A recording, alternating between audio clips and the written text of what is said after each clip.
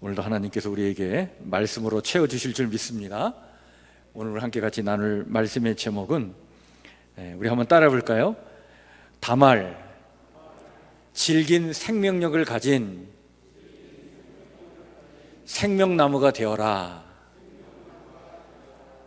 라고 하는 말씀의 제목입니다. 저는 간혹 TV에서 동물의 왕국이나 또는 이렇게 어떤 식물들의 어떤 이야기를 이렇게 소개할 때 아주 관심 있게 볼 때가 참 많습니다. 동물들의 살아가는 이야기, 식물들의 이야기가 참 우리에게 많은 교훈을 줄 때가 있어요. 이런 야생초 중에, 들꽃 중에 민들레 있잖아요. 민들레. 지금 이제 막 민들레가 노랗게 막 꽃이 피고 있는데, 근데 사실은 이 정원사들에게 있어서 이 민들레는 사실은 아주 귀찮은 존재예요. 그래서 다 뽑아버리죠.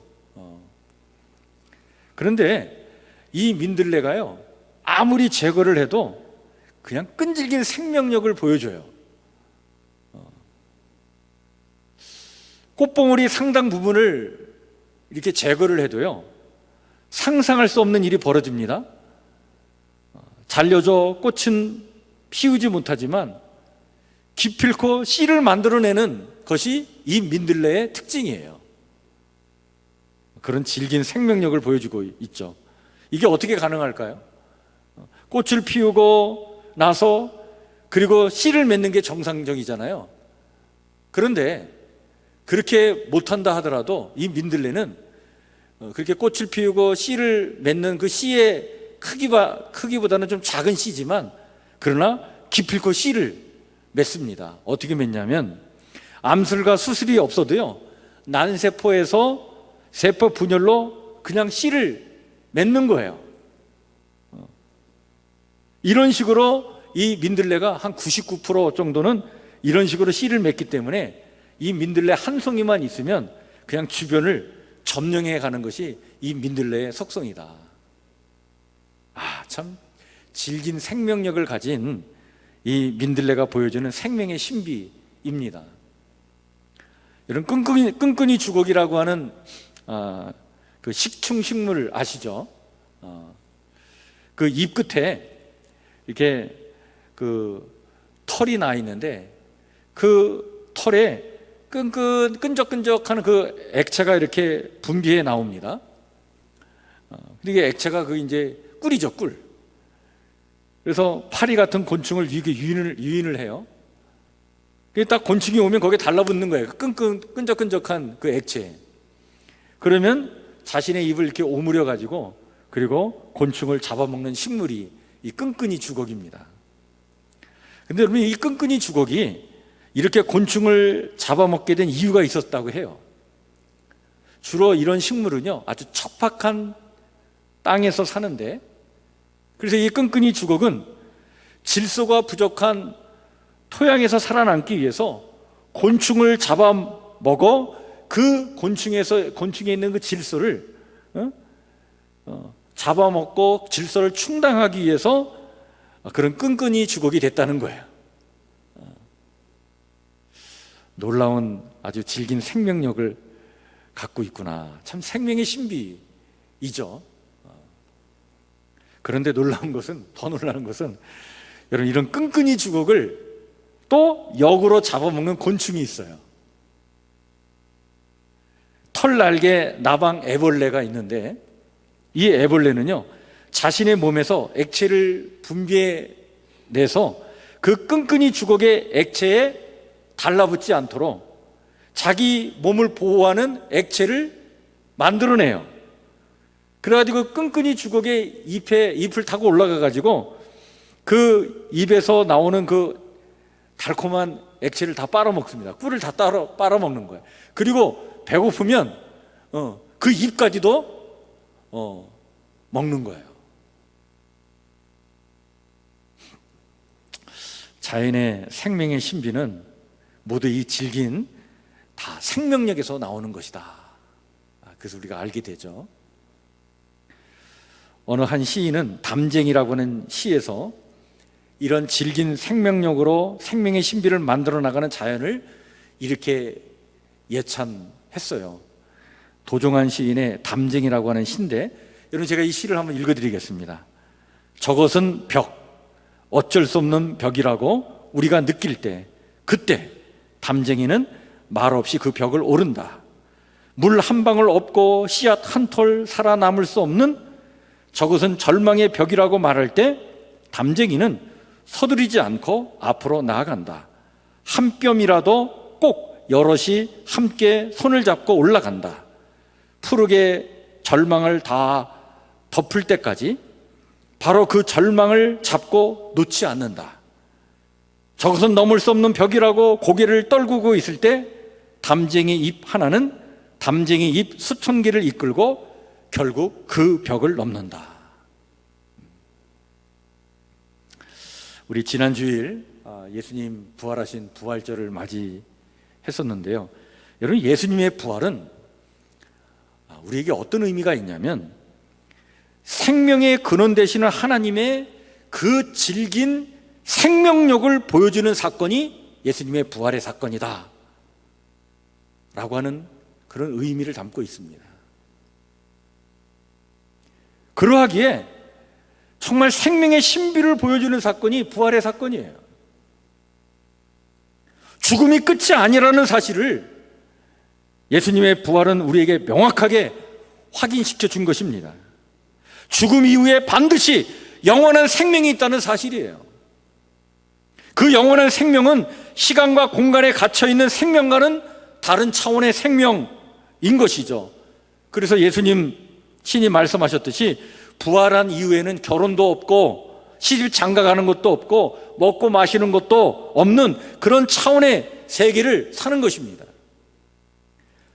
우리는 지금 그 차원의 세상을 알지 못해요. 왜냐하면 우리는 이 3차원의 세계 속에 우리가 갇혀 살기 때문에 그걸 우리가 알 수는 없지만, 그러나 훗날 예수님처럼 부활하여 그 영광된 세상에서 새로운 몸을 입고 완성된 하나님 나라 안에서 살게 될 것임을 예수님은 당신의 부활로 증명해 주신 것입니다. 따라서 이 땅의 어떤 것도 하나님의 그 질긴 생명력 안에서 이루어지는 그 놀라운 생명의 신비를 막을 수 없다는 거예요. 이 땅의 어떤 악도, 고난도, 핍박도, 불의도 생명의 영원성을 방해하지 못하는 거예요. 생명이 이 땅에서 끝나는 것이 아니라 영원한 생명으로 이어진다는 그 놀라운 생명의 신비를 보여준 것이 예수님의 부활입니다. 하나님의 그 질긴 생명력을 보여준 사건이 예수님의 부활인 것이죠. 여러분, 예수님께서 부활하지 않으셨다면 예수님은 1세기 유대 땅, 그 시간과 공간에 갇혀 유대인들의 그냥 메시아로만 머물렀을 거예요. 근데 예수님께서는 부활하심으로 시간과 공간을 뛰어넘어 모든 인류의 구원자가 되셨습니다. 뿐만 아니라 시간과 공간에 갇혀있는 우리에게 그래서 늘 죽음이 끝인 줄 알고 늘 죽음 앞에 두려워 떨며 살아가는 우리들에게 영원한 생명이 있고 그 생명의 신비 속으로 우리를 인도하시고자 부활의 첫 열매가 되셨던 것입니다. 부활의 주님은 오늘도 우리를 하나님의 질긴 생명력으로 인도하셔서 죽음에 굴하지 않는 생명의 신비를 맛보며 살도록 우리와 함께 하시는 줄 믿습니다. 여러분, 구약 성경에 많은 인물들이 나오는데 그 인물들 중에 참으로 이런 질긴 생명력으로 결국에는 한 가문에 생명나무 역할을 한 여인이 나와요. 진정 생명의 신비를 보여준 여인이었습니다. 그 여인이 오늘 우리가 살펴볼 다말입니다. 여러분, 우리가 이 다말을 이해하기 위해서는 다말이 살았던 그 당시의 문화를 우리가 좀 이해할 필요가 있어요. 여러분, 동서양을 막론하고 농경문화 시대에서는 자녀가 없다라고 하는 것은 매우 큰 수치와 제약이었죠. 우리나라도 조선시대 말까지만 해도 여인이 결혼한 여인을 쫓아낼 수 있는 이유가 되는 7가지 어떤 흠이 있죠. 이거를 악이라고 여겼고 그것을 가리켜서 칠거지악이라고 했잖아요. 뭐가 있죠? 7개. 이 중에 하나만 걸리면 여인을 쫓아낼 수 있었어. 지금 생각해 보면 굉장히 불의한 제도인데 그때는 그게 통했어요. 시부모에게 순종하지 않는 것, 아들을 낳지 못하는 것, 음탕한 것, 질투하는 것, 나쁜 병이 있는 것, 말이 많은 것, 도둑질하는 것, 이게 7가지가 칠거지약이에요. 공자의 가르침에서 유래했는데, 근데 여기에 보면 두 번째가 아들이 없는 게 나옵니다. 그러니까 과거에 여러분 아들 없이 살아가는 여인들이 겪어야 했을 그 수모와 그 아픔이 얼마나 컸을까 상상이 가요. 다말이 살던 시대도 바로 그랬습니다. 여기 또 하나 여러분 다말을 이해하는 데서 우리가 꼭 알아야 될 당시의 법이 있었는데 그때 어떤 법이 있었냐면 시형제 결혼법이라는 게 있었어요. 이 결혼법은 무엇을 얘기하냐면 큰형이 결혼해서 살다가 이 형이 갑자기 죽는 일이 생길 때 그때 그 형과 결혼한 그 형수를 그냥 쫓아내면 안 돼요. 보호해 줘야 돼요. 그래서 그 가족 중에 형제들 중에 또 마지가 그 형수하고 결혼을 해가지고 아들을 낳아서 그 아들이 형의 유산을 이어가도록 형의 재산과 기업을 이어가도록 해주는 법이 시형제 결혼법이에요.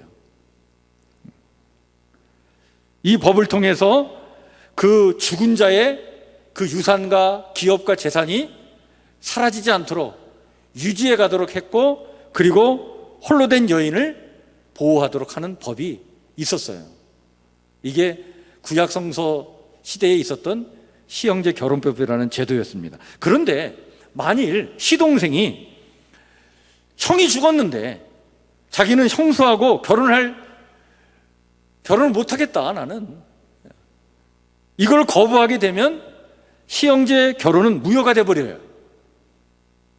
근데 이럴 경우에는 그 동네 어르신들 장로들을 다 모아다가 거기서 공개적으로 그것을 선언을 해야 돼요. 나는 이 시형제 결혼을 나는 포기하겠다. 이럴 경우에는 이 시동생은요 사실은 위신을 잃고 모욕을 당하게 됩니다. 바로 그 자리에서 형수가 홀로 된 이 형수가 그 의무를 시형제 결혼법이라고 하는 그 의무를 저버린 시동생을 자신의 신발을 벗어가지고 그의 뺨을 내려침으로써 자기가 의무를 다 해야 되는데 그 의무를 못한 사람이다 라고 하는 것을 공개적으로 드러내게 되어 있어요. 자, 이런 어떤 제도적인 장치를 마련해 놓고 그래서 여인을 보호하고 그리고 죽은 자의 그 기업과 유산이 계속 대를 이어가도록 했던 법이 있었습니다. 이런 풍속을 배경으로 하는 이야기가 다말의 이야기예요. 그런데 여러분 오늘 우리가 창세기 38장 26절 한 절만 읽었는데 오늘 집에 돌아가셔서 여러분들 창세기 38장을 한번 자세히 한번 쫙 살펴보시길 바랍니다. 이 다말의 이야기는 오늘 우리 식으로 얘기하면 아주 막장 드라마 비슷해요. 그 현대판 막장 드라마가 성경에 있어. 그래서 사실은 우리 설교자들이 설교 주제로 잘 사용하지 않는 본문이 다말의 이야기입니다. 그런데 이 다말의 이야기는 사실은 의미가 굉장히 깊은 이야기예요. 여러분 다말 이야기의 전말은 이렇습니다. 다말은 야곱의 12아들 중에 하나인 유다의 며느리가 돼요. 그녀는 원래 가나안 지방의 여인이에요. 그러니까 이방인 여인이었어요. 그래서 이 유다의 맏아들 엘과 결혼을 했는데 엘이 자식을 못 낳고 죽게 됩니다. 그래서 시형제 결혼법에 따라 이 다말은 시동생인 오난의 아내가 되었어요. 근데 이 오난이 가만히 생각해 보니까 다말이 낳을 자식이 자기 자식이에요? 아니면 형의 자식이 되는 거예요? 형의 자식이 되는 거예요. 근데 이게 자기 생각하고는 이게 다르니까, 그래서 이 오난이 어떤 생각을 갖냐면, 이 의무를 공개적으로 거부해버리면 자기가 수모를 당하고 모욕을 당하니까 그렇게 하지 않고 아주 은밀하게 이 책임과 의무를 거부해버립니다. 또 어떤 식으로 하냐면, 이 다말과 관계를 맺고 그리고 나서는 정액을 그냥 땅바닥에다 버려버리는 거예요. 그런 식으로 피임을 해버렸어요. 근데 이것이 하나님 보실 때는 굉장히 비겁한 행동이었어요. 무책임한 행동이었어요. 그래서 하나님이 오난을 그냥 두고 보지 않으셨습니다. 진노하셨고, 그리고 하나님께서 노하셔서 이 오난이 죽고 말아요. 둘째 아들마저 잃게 된 이 유다가, 엘이 죽고 오난이 죽고 난 다음에 이제 막내 아들 셀라가 남았는데, 이 셀라는 아직 어린 나이인데 이 셀라까지도 또 죽을까봐 겁을 먹고 이 유다가 다말에게 얘기합니다. 뭐라고 얘기냐면, 아직 셀라가 어리니까 이 셀라가 클 때까지 좀 기다리자. 대신 이 다말에게 친정에 돌아가서 수절하고 있으면 셀라가 어느 정도 컸을 때 내가 결혼시켜 주겠다. 그렇게 약조를 하고는 친정으로 보내버렸어요. 시간이 지났습니다. 이 막내 아들 시동생, 이 막내 시동생 이 셀라가 이제는 어느 정도 컸는데도 이 시아버지 유다가 자기를 부르질 않는 거예요. 그래서 이 시아버지 유다에 대한 원망이 생겼어요. 그런데 이 다말은 어떻게든 간에 이 집안의 대를 잇기를 원했어요. 그래서 계략을 꾸밉니다. 어떤 계략을 꾸몄냐면, 양의 털을 깎는 날, 이런 양의 털을 깎는 날은 목동들이요 축제를 하는 날입니다. 이게 1년 농사가 이제 마무리 짓는 그런 시점이니까 그 털 깎는 날 그냥 목동들은 축제를 벌이는데, 근데 이때 다말이 창녀처럼 옷을 치장하고 유다가 지나가는 길목에 서 있다가 이 시아버지 유다를 유혹을 하는 거예요. 그래서 임신을 하게 됩니다. 당시 유다는 아내가 죽어서 호라비가 된 상태였고, 양털을 깎으러 간 그 지역이 타 지역인 딥나 지방이었기 때문에, 외롭기도 했기 때문에 유혹을 받고는 쉽게 넘어갔어요. 후에 소식이 들려옵니다. 이 다말이 임신했다는 거예요. 그 소식을 들은 유다가 발끈했습니다. 아니, 수절하기로 했는데 수절하지 못하고 이렇게 간통해서 애를 임신했으니 이 며느리를 잡아다가 불태워 죽여야 되겠다. 그러나 이 다말이요, 궁지에 몰리는 순간 자신을 임신시킨 사람이 누군지 알 수 있는 증거물을 시아버지 유다에게 보냅니다. 그것은 이 유다와 관계를 맺을 때 화대로 받아두었던 도장과 허리띠와 지팡이가 있었는데 그것을 내보이게 된 거예요. 결국 이 시아버지 유다는 다말을 맞아 들일 수밖에 없습니다. 그래서 결국 이 다말은 목숨을 구하게 되었고, 그리고 그 집안의 대를 이을 쌍둥이 베레스와 세라를 낳게 되었는데, 그 베레스의 후손이 누구냐면 바로 다윗 왕이었고, 그 후손이 바로 거기서 누가 나오냐? 예수님께서 이 땅에 탄생하게 되었던 거죠. 다말은 이 가계의 존폐 위기에서 온몸을 던져서라도 이 가계를 잇고자 이런 발칙한 행동을 하게 되었던 것이었고, 자식 없이 살아가는 것이 얼마나 수치이고 죄악인가. 여기서 벗어나려고 정말 자식을 갖고자, 그 자식으로 이 집안의 대를 잇고자 하는 그런 열망으로, 그런 질긴 생명력으로 이런 일을 이뤄나가게 됐던 거예요. 이런 다말을 향해 유다는요, 이런 모든 사실을 알고 난 다음에 이런 말을 합니다. 그것이 오늘 우리가 읽은 본문의 말씀이에요. 다시 한번 여러분 보세요. 창세기 38장 26절 말씀인데, 자, 거기에 이 유다가 이렇게 얘기를 하는 거예요. 자, 유다가 그것들을 다 알아보고 이르되, 뭐라고 얘기했다고요? 그는 나보다 뭐하다고요? 옳도다. 그는 나보다 옳도다. 창녀가 되어서라도 가문을 살리려고 한 이 며느리 다말의 행위가 자식이 죽을까봐 그냥 전전긍긍하면서 며느리 다말을 무책임하게 내팽개친 자신보다 100배 1000배 더 낫도다 말이죠. 지금 이렇게 고백하고 있는 거예요. 여러분, 이 다말의 이야기를 통해 성경은 오늘 우리에게 매우 중요한 말씀을 전해주고 있습니다. 여러분, 이 다말이라고 하는 이름의 뜻이 종려나무를 얘기해요. 그래서 원래 시브리 발음은 우리는 그냥 다말 이렇게 하지만 사실은 타마르를 이렇게 발음을 해야 돼요. 이게 종려나무라는 뜻이에요. 여러분, 종려나무는 아시죠? 그 종려나무는 사실은 대추 야자나무예요. 그 열매가 대추 야자 열매인데 그 열매를 말이죠, 당시 사람들, 지금도 그렇지만 그 나무를 뭐라고 얘기하냐면 생명나무라고 얘기합니다. 그 종려나무가 생명나무예요. 그 말린 대추 야자나무 열매는요, 식량으로 쓰이는 열매입니다. 그야말로 그 척박한 땅, 그 사막과 광야에서 살던 사람들이 그 말린 그 대추 야자 열매를 딱 먹으면, 여러분 먹어보셨죠? 아주 굉장히 달아요. 그리고 크기가 우리나라 그 대추하고는 상대가 안 돼요. 그거 한 3-4배 돼요. 그러니까 커요.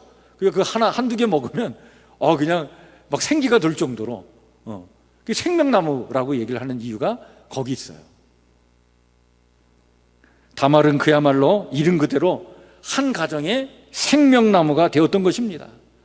다 무너져가는 이 가게를 자신의 몸을 통해 모질고 처절하게 이어간 거예요. 성경은 이런 다말의 강인함에 찬사를 보내고 있는 것입니다. 생명의 끈을 잇고자 자칫 창녀라고 하는 그 굴레에 갇혀서 비극적인 여인의 삶으로 끝났을지도 모를 그 위험을 감수하였던 것입니다. 이런 다말의 질긴 생명력의 그 탯줄을 통해 이 땅에 메시아가 탄생했다는 사실이에요. 그게 성경이 우리에게 말하고자 하는 메시지입니다. 성경은 다말의 이야기를 통해 오늘 우리에게 말씀하고 있습니다. 그 질긴 생명력으로 생명나무가 되었던 다말처럼 너희들도 이 땅에 그 질긴 생명력을 가진 생명나무가 되어라.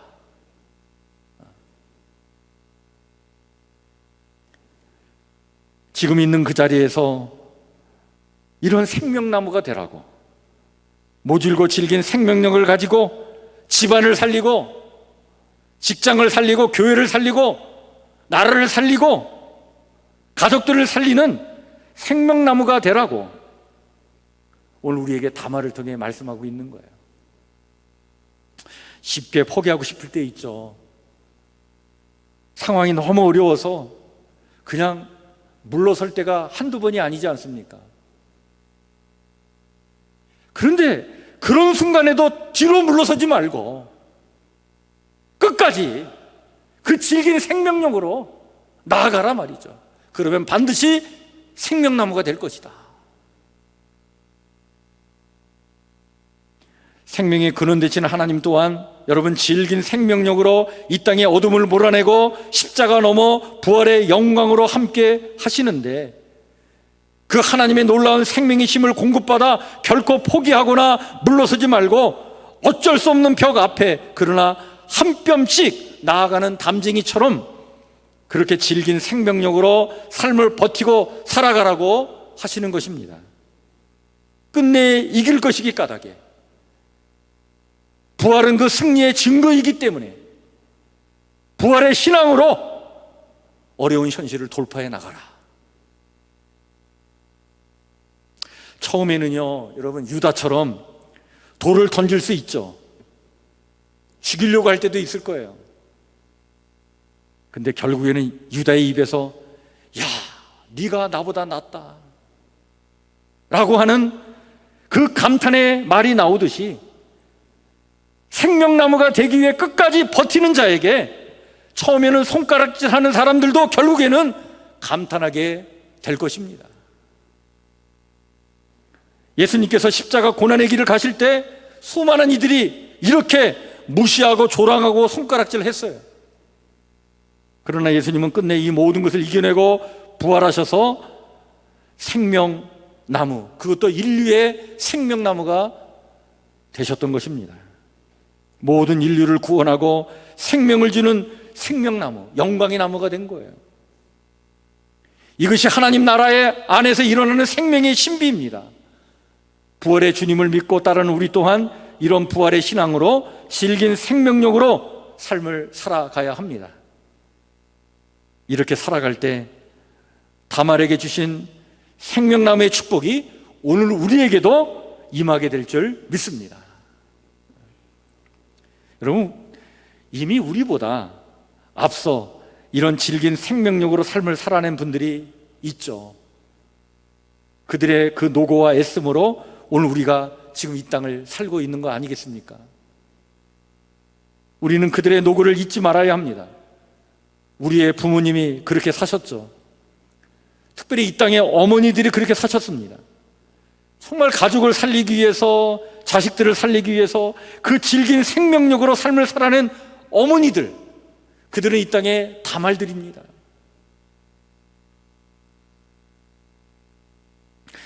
그들의 그 모질고 질긴 생명력을 통해 하나님은 오늘 이 땅에 이 풍성한 열매를 주신 거예요. 하나님은 질긴 생명력으로 생명나무가 된 이 땅의 어머니들과 당신의 사람들을 반드시 기억하실 것입니다. 다말을 성경을 통해 영원히 기억하듯이 그렇게 기억하시고 귀하게 여기실 줄 믿습니다. 우리는 그 삶의 정신을 이어받아 여러분 다말과 같은 우리 어머니들의 그 강인함과 그 생명력이 우리 안에 있도록 기도해야 하겠습니다. 그래야 멋진 생명나무들로 살아가는 여러분 꿈을 꾸시고 우리 성북교회 성도들 모두의 삶이 그렇게도 아름답고 풍성한 생명나무의 삶이 되시기를 다시 한번 주의 이름으로 간절히 축원해 드립니다. 여러분, 오늘 주신 말씀 마음에 깊이 새기면서 정말 멋진 생명나무들이 되기 위하여 꿈을 꾸시고 그것을 이루기 위하여 질긴 생명력을 갖고 또는 그런 은혜와 능력을 주시는 하나님 믿고 의지하면서 끝까지 삶을 이겨내고 살아가시기를 다시 한번 주의 이름으로 간절히 축원해 드립니다. 기도하겠습니다.